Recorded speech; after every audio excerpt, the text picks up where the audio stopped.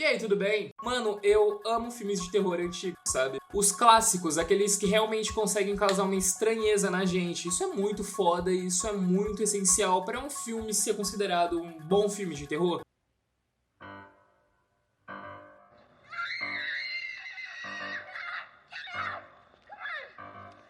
Frankenstein, de 1931, faz isso com maestria, por exemplo. Aquele preto e branco simples, atuações fodas e aquele monstro do Boris Karloff que é tão bem feito que a gente acaba pensando que talvez ele realmente esteja vivo, tá ligado?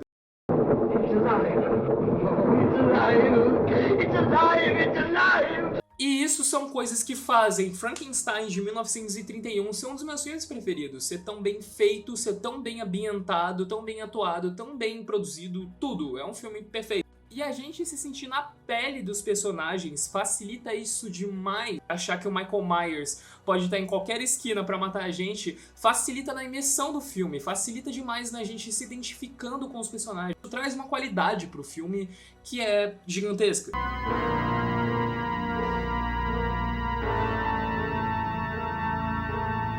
Pânico é um puto exemplo disso, que é um filme que faz isso muito bem e que agrega demais no filme. Pânico é perfeito, por exemplo. Muitos filmes famosos da década de 60 e 70 trouxeram casos de assassinos em série real. E o que a gente vai falar hoje não é uma exceção à regra. Hoje a gente vai falar como Elmer Wayne Hanley Jr. e Ed Gein inspiraram um dos melhores filmes de todos os tempos de terror e o melhor da década de 70, na minha opinião. Massacre da Serra Elétrica.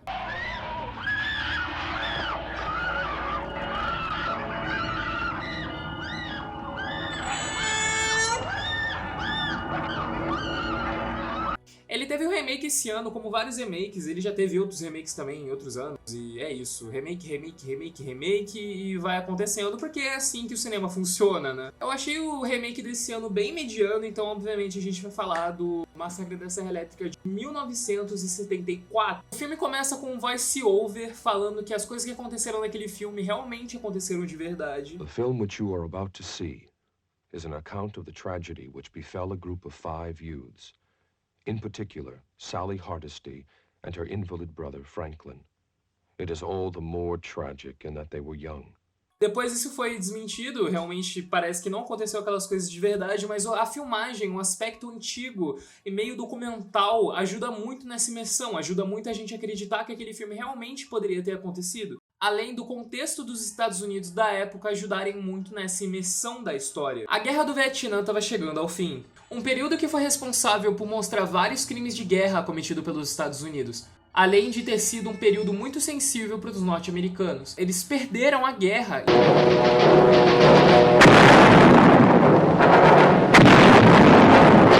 Isso deixaria várias sequelas físicas e emocionais no país, que passava por crises já. Como, por exemplo, um ano antes da produção do filme, houve um aumento descontrolado do petróleo, uma coisa que chamavam de primeiro choque do petróleo, que acarretou numa crise econômica e energética no país. E é muito importante isso, não é jogado essa questão. O contexto histórico dos Estados Unidos é muito importante para a gente entender o massacre da Serra Elétrica. A abertura mostra flashes de câmeras fotográficas iluminando cadáveres e peças em decomposição de corpos, etc. E isso já começa meio que parecendo uma investigação criminal, tá ligado? Isso é muito forte. E já é um começo bem caótico, pra falar a verdade, né? O filme faz alusões a profissões e indústrias consolidadas na economia americana da época. A família Sawyer se mostra abandonada por essa necessidade do capitalismo de sempre querer uma produção maior, sempre querer mais e mais. O que acaba resultando em várias pessoas desempregadas, já que os serviços delas se tornaram obsoletos e ultrapassados à vista do capitalismo. Massacre da Serra Elétrica é um dos filmes mais cheios de camada que existe, e isso é muito foda. Essa família disfuncional que comete canibalismo, assassinato e vandalismo nos túmulos para tentar se inserir nesse modelo capitalista dos Estados Unidos dos anos 70. Uma visão muito pessimista e violenta do que geral chamava de sonho americano, se tornando, na verdade, o pesadelo americano.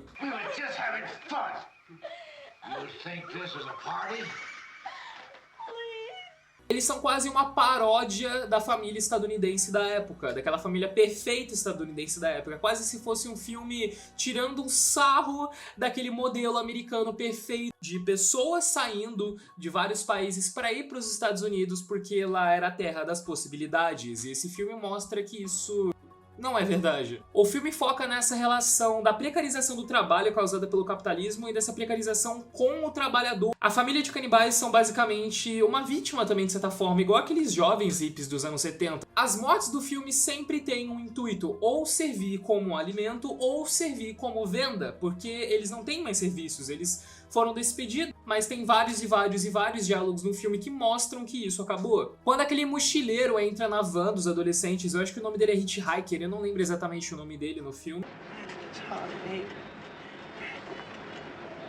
Eles falam dessas pistolas que estavam usando pra matar os gados e como isso tirou os empregos das pessoas, sabe?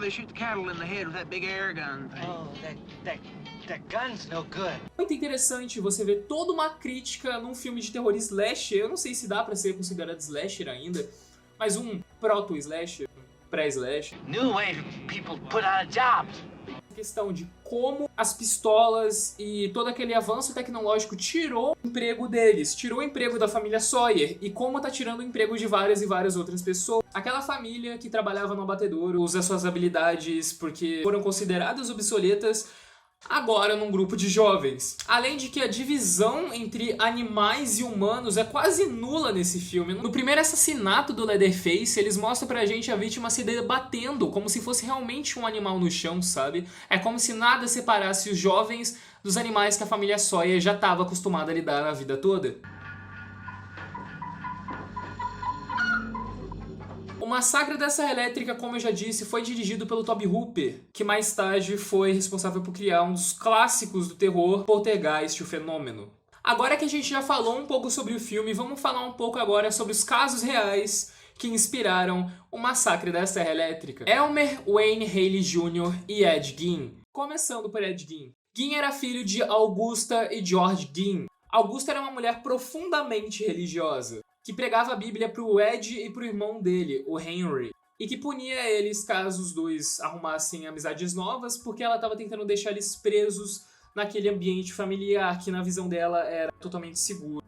O que foi deixando o moleque mais sozinho cada vez mais e isolando ele daquele mundo exterior. Ele só tinha a mãe dele e só tinha a casa dele. Ela lia versículos no Antigo Testamento sobre morte, assassinato e retribuição divina. Só coisa ruim, entendeu? Ela era uma mulher muito rígida e seguia suas crenças 300%. Ela era 400% crente, tá ligado? O pai do Ed era alcoólatra e ele não conseguia se manter no emprego, o que deixou a Augusta totalmente louca e ela foi embora. Tipo, cara, vai tomar no seu cu, não quero mais ficar com você, foda-se você. Phrase.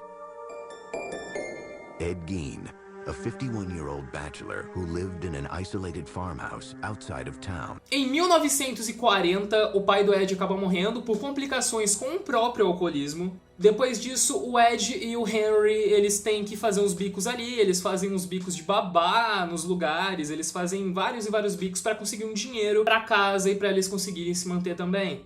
Em maio de 44, eles estavam queimando uma plantação pantanosa na fazenda, até que simplesmente o fogo acabou se espalhando, o que chamou a atenção dos bombeiros, obviamente. Depois que os bombeiros chegaram e o fogo acabou se ajustando, o Ed falou que o Henry tinha sumido. É estranho, não é verdade? E mais tarde, uma equipe de busca encontrou o corpo do irmão dele, sem vida, obviamente. Falaram que a causa da morte tinha sido por falha cardíaca e asfixia. Vários autores de biografia falam que o comportamento do Henry com a mãe dele estimulou esses instintos assassinos, né?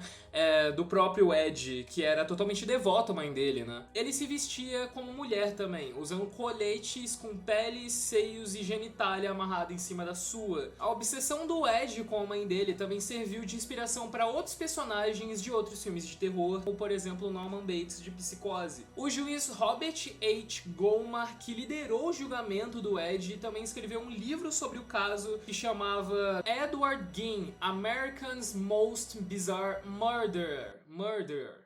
detalhando os horrores encontrados na casa do Edward Gein. A coleção bizarra que a polícia encontrou na casa do Ed Gein foram coisas inimagináveis: caixas de sapato contendo vaginas, pulseiras, poltronas, camisas e sutiãs feitos de pele humana, além de máscaras feitas com face das mulheres assassinadas e mesas feitas de ossos. A gente já consegue pegar conexão com a casa do Leatherface, por exemplo, que fica no filme, que é cheia de fita estranha, pique-osso e animais mortos espalhados. É interessante também pensar que essa casa, vista de fora, é um arquétipo da casa perfeita americana, mas quando a gente entra dentro da casa, a gente vê a verdadeira face da...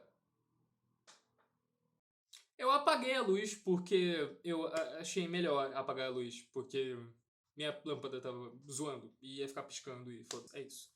É interessante pensar também que a casa do Leatherface vista de fora é quase um arquétipo da casa perfeita americana da época. Só que quando a gente entra dentro da casa, a gente vê várias e várias merdas ali. É quase como se fosse o capitalismo visto de fora, a parte de fora da casa. E quando a gente entra dentro, a gente vê que o bagulho é louco, na verdade. Em novembro de 1957, Ed Gein se declarou não culpado e alegou insanidade. Ele foi conduzido ao Central State Hospital for the Criminally Insane, uma instalação médica na cidade de Waupun, em Wisconsin. O Gein foi considerado apto para responder pelos seus crimes em novembro de 68.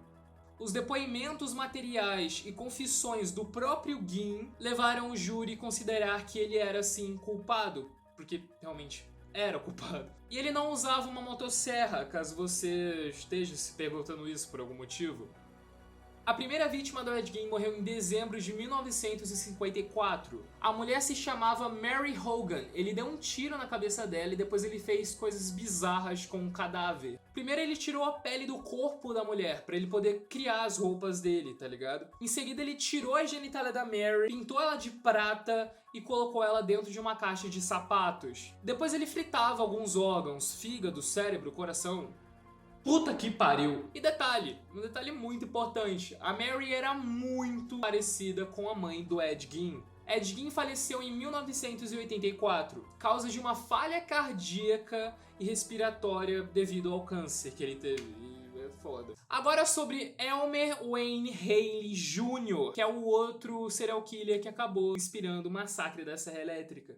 Ele teve uma infância muito difícil, mostrando como é um padrão desses assassinos em série. Geralmente tem pais e mães alcoólatras, ou pais e mães que não são presentes, coisas assim. A falta de uma figura paterna pro Haley fez ele se aproximar do Jim Corll, um serial killer conhecido como Candyman, que também é o nome de um dos meus filmes de terror preferido, Candyman. O Jim é suspeito de ter violado, sequestrado e assassinado mais ou menos 28 meninos de 1970 a 1973. O caso foi considerado um dos piores casos de assassinos em série dos Estados Unidos na época. As vítimas do Jim eram sempre jovens de 13 a 20 anos de idade, todos do sexo masculino. O Haley e um amigo que chamava David Owen Brooks ajudavam o David Corll a cometer esses crimes. Eles ajudavam levando jovens pro serial killer.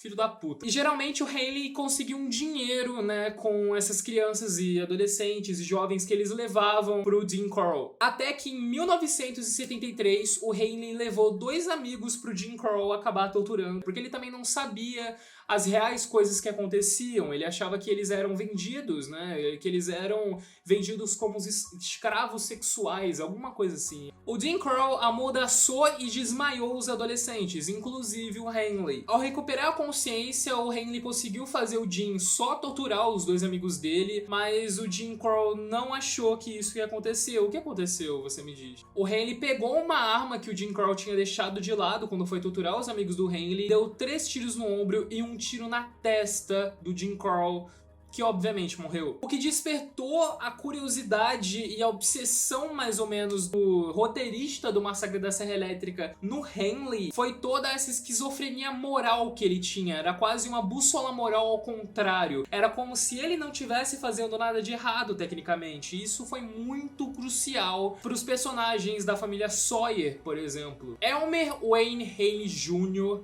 foi condenado a 6 penas consecutivas de 99 anos Unidos. E ele atualmente cumpre essas penas e ele tem 66 anos nos dias de hoje. Vai ficar preso por um bom tempo, hein, meu mano? Mesmo a história do massacre da Serra Elétrica não sendo realidade, né? Tipo, não existiu uma família Sawyer, mas mesmo assim o diretor conseguiu fazer um ótimo trabalho, conseguiu fazer as pessoas acreditarem que aquilo era real, porque às vezes a realidade é mais absurda que a própria ficção. O cinema de terror, várias e várias vezes, ele vem se adaptando ao contexto histórico da época que ele foi produzido. 1970 foi esses filmes baseados em críticas ao próprio Estados Unidos, que vinha passando pela Guerra do Vietnã, vinha passando pelo escândalo de Watergate, que acabou também sendo crucial pro Richard Nixon renunciar mais tarde, tá ligado? Em 2016, por exemplo, foi o ano dos filmes de invasão domiciliar, tá ligado? Aqueles filmes de pessoas de fora, de estrangeiros chegando e invadindo aquele lugar dos homens brancos de classe média americana. Rush e Don't Breathe são filmes, exemplos perfeitos, assim, sobre esse tipo de filme de invasão domiciliar que fazia muito sucesso na época. Esses filmes de 2016 geralmente apontavam críticas ao extremismo racista, defesa dos direitos das armas, o fanatismo religioso, conspirações, esse nacionalismo xenófobo pra caralho, tá ligado? Um filme de terror que é bem sucedido, ele revela muito sobre o contexto histórico e a cultura do ano em que foi produzido. Massacre da Serra Elétrica de 1974 foi esse tipo de filme. Ele mostrava uma América doente, em tempos de políticos corruptos como Bolsonaro, direitos das mulheres que são revogados e ativistas que vão morrendo, só mostram pra gente que de tempos em tempos o verdadeiro monstro é a própria humanidade. Então, mano, se tu curtiu, já deixa o like naquele naipe aí, mano, naquele naipezinho pra mim, que eu vou ficar muito feliz. Se você gostou, já deixa seu comentário aí também o que você achou. Se você não gostou também, se expresse, que eu quero muito ações, entendeu, do público. E acho que é isso, né? Fiquem bem e é nóis.